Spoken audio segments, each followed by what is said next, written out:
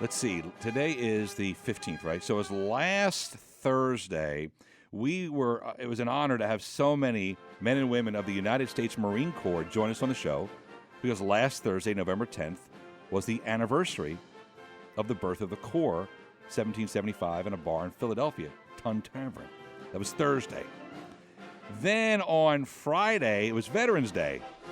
And we made radio history by having a two-star general join us. Major General Woods join us on the program. Yeah, we had an Army major, too, but come on, majors, they're a dime a dozen.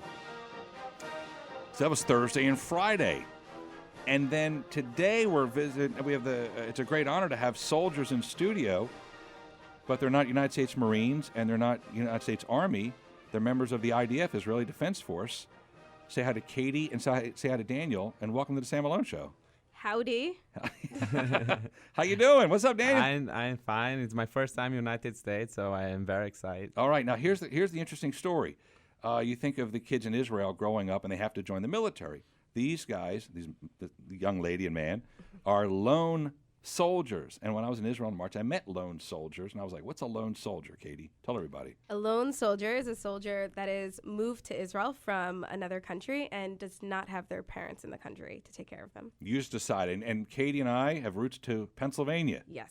She's from Allentown. Billy Joel fans. And we're living here in Northeast Extension up the turnpike. Yeah. So what made you decide to want to leave Allentown, Pennsylvania, and then move to Israel and join the Army? In a simple way, I could say Zionism, but Yeah. it was about a connection to something greater than myself, to the greater Jewish community, Wow. serving and giving back to a country that I believe does so much. We are the only democratic nation in the Middle East, and I think because of that, it's really important to support it and to defend it. And Daniel, where are you from? Where's your family from originally? From São Paulo, Brazil. Wow, Brazil. Yeah. That's right next to Allentown. Yeah. It's like the next exit up on the turnpike. It's like an hour bus ride. Yeah. She's so cute.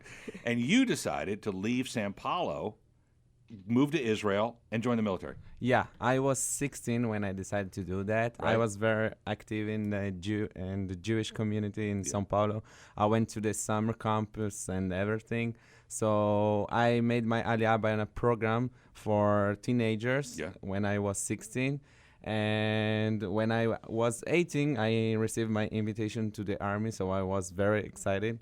Actually, I just told them that I was a soccer player in Israel. So when I received my invitation to the army, I need to decide to be a soccer player or a soldier. So I decided to be a soldier. Wow. Of course. I like the way he says it, his invitation to the Army. Yeah. I like that. Like, I got an invitation to the Army here, and I got an invitation to Bob's birthday party. And Yeah. invitation to American Now. So, Katie, go to you from you're in Allentown. Yes. And were you in high school or college? What were you doing? So I went to college in Boston. I Yeah. went to Tufts University, and then What a dumpy community college that is. Tufts. God. I know. Russell, anybody can get into Tufts. Yeah, you're right. We combined our SATs. We couldn't get into the front door. Anyway, you're Tufts in Boston, then what? I did, and then I decided to volunteer in Israel right after the Second Lebanon War. Right. I spent 10 months there doing reconstruction in Kiryat Shmona, a city that was bombarded by rockets, Sure. volunteering in different communities, and then I decided to make Aliyah. And that means moving to Israel. Yeah, I moved to Israel. I was there for 5 months doing Hebrew study, and then I volunteered for the Army. Now, Yeah. you said that the Army is mandatory for everyone, but I was 24, so being a 24-year-old woman is like being 200 years old in society. When I walked Sure. into the enlistment office, they looked at me like I was a dinosaur, like, what are you doing here? So I really had to fight to get in. Isn't it great to be 24 and old? Yeah. So, okay, now quick, Daniel, being in Sao Paulo, Brazil, did you speak Hebrew before you joined the Army? No, any word. I did for my bar mitzvah, so I knew some words, but after 3 months, 4 months, because I went to the high school in Israel. Yeah. So after 3 months, 4 months, I was speaking Hebrew to have a conversation. That's and pretty thing. fast. Yeah, and I convinced my family to make Aliyah too, and they did. They lived in Israel 4 years, and after 4 years, I was 1 year already in the Navy. They decided to come back to Brazil because they lived in Ashdod, that was a city very near to Gaza, and in the operation, the CAS lead operation in Gaza, they was bombarded, and I had a little brother that was very scared, so they decided to come back to Brazil, and I decided to stay and fight. So I become a lone soldier. By yourself. Yeah. We don't, by the way, Sam Malone show on The Voice of Texas with 2 IDF soldiers, lone soldiers. It's weird to us. First of all, we don't have a draft. We don't have a mandatory draft. We have selective service. So I remember signing the little card and mailing it when I was 18. A, we don't have a draft. B, I don't know if anybody would run to another country to fight for him. C, the language barrier. Did you have trouble learning Hebrew, Katie? Did you understand Hebrew? So I went to an Ulpan, a Hebrew program, where I spent 8 hours a day, 5 days a week for 5 months learning Hebrew. 8 hours a day. Yeah, and I was an officer in an intelligence unit, so I had to have a certain level of Hebrew in order to get my ranks. So I worked because really, if someone's really hard. there's street words or probably vernacular for Yeah. bombs and guns and whatever, and if you don't understand, you're in big trouble. I mean, yeah, it's really important, especially if you're an officer. If you can't understand your orders, how are you going to give them to somebody else? Well, and when people panic, they speak quickly. Yeah. So they're speaking quickly in another language. It's actually really good because if somebody's talking really fast, then you don't have time to sit down and think about the words. You just hit have the to get floor. them. Just hit the floor. Daniel, how many years in the service? How many years? 3 years. 3 years? Yeah, and I live in Israel for 7 years. Actually, I remember the worst part of being a lone soldier was the first weekend that I come back home after a very hard week in the army. And I really missed my mom because I need to cook by myself and to take care of my laundry and everything.